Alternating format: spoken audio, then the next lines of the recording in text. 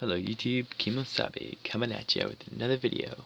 This one's off a CBC webpage and about the evacuations in Hawaii on Mount Kilauea as it erupted.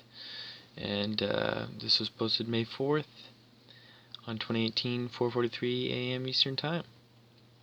The Kilauea volcano sent more lava into Hawaii communities on Friday, a day after forcing more than 1,700 people to flee their rural homes, and authorities detected high levels of sulfur gas that could threaten elderly people and those with breathing problems. Volcano officials couldn't predict how long the eruption may last, promoting Hawaii's governor to activate the National Guard to help with evacuations and provide security to about 770 structures left empty when residents sought shelter. At least 100 people were staying in shelters Friday, with many more evacuees believed to be with relatives and friends. Officials cautioned the public about high levels of sulfur dioxide near the volcano and urged vulnerable people to leave immediately. Exposure to the gas can cause irritation or burns, sore throats, runny noses, burning eyes, and coughing.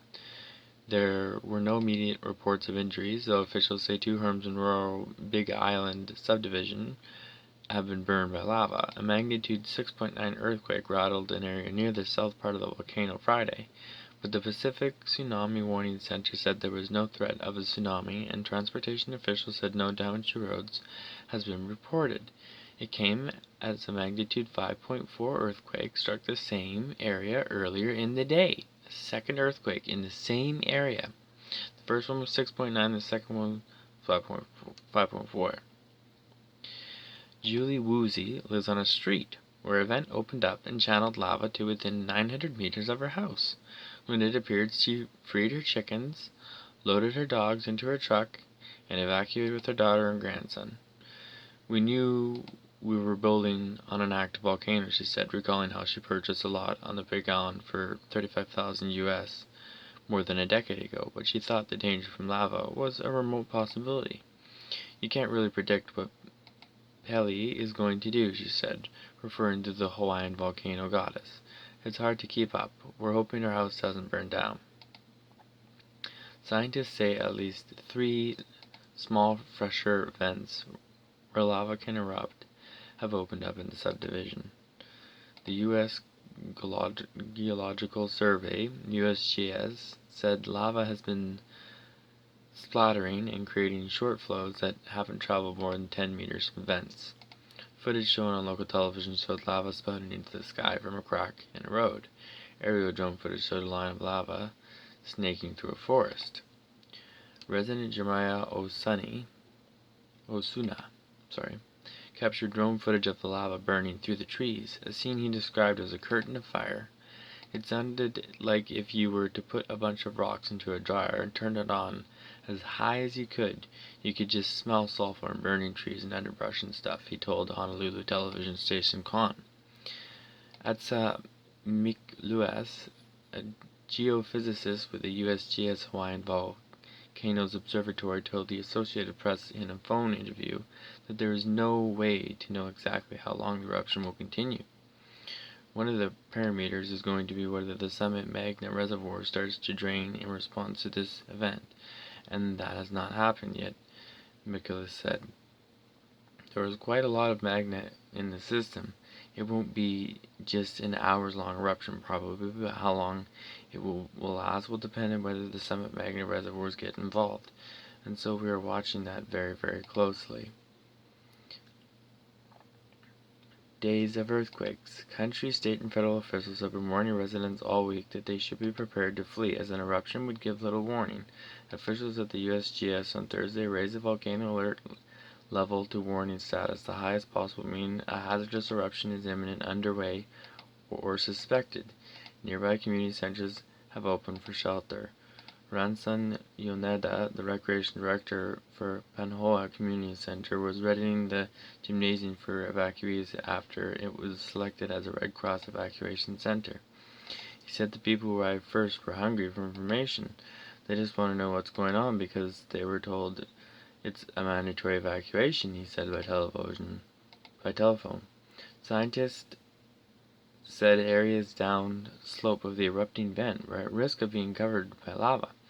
Liani Estates appeared to be at greatest risk, but scientists said new vents and outbreaks could occur, and it's not possible to say where.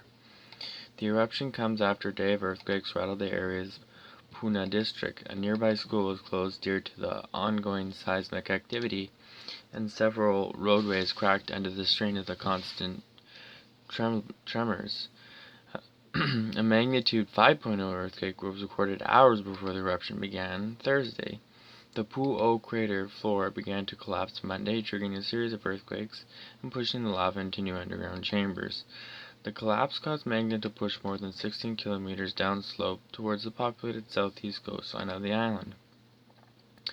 USGS geologist Janet Batt said the magma crossed under Highway 130, which leads to a popular volcano access point, on Tuesday night. Hawaii Country's Civil Defense Agency closed the area to visitors on Tuesday and ordered private tour companies to stop taking people into the region.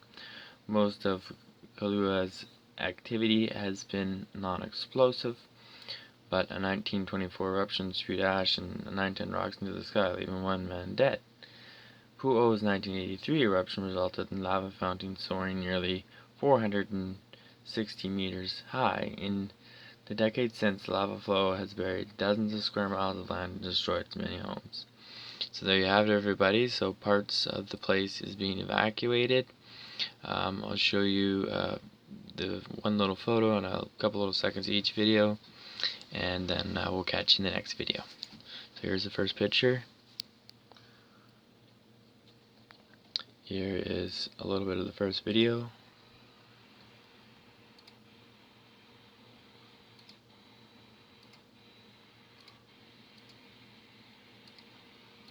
Okay, and then we'll show you a little bit of the next one.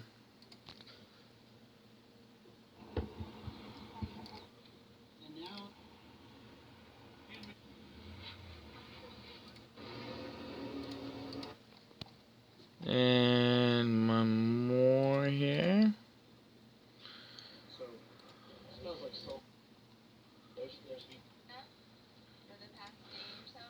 Just not much in that one. Here's one we got actually a little bit of lava.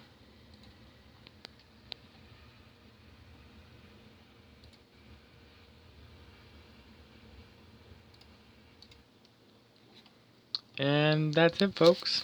So have a lovely day, and hopefully anybody in that part of Hawaii, Mount Kilauea and everything is all safe, and hopefully your house hasn't burnt down. So my prayers and blessings to you all, and have a good one. We'll see you in the next one. Cheers.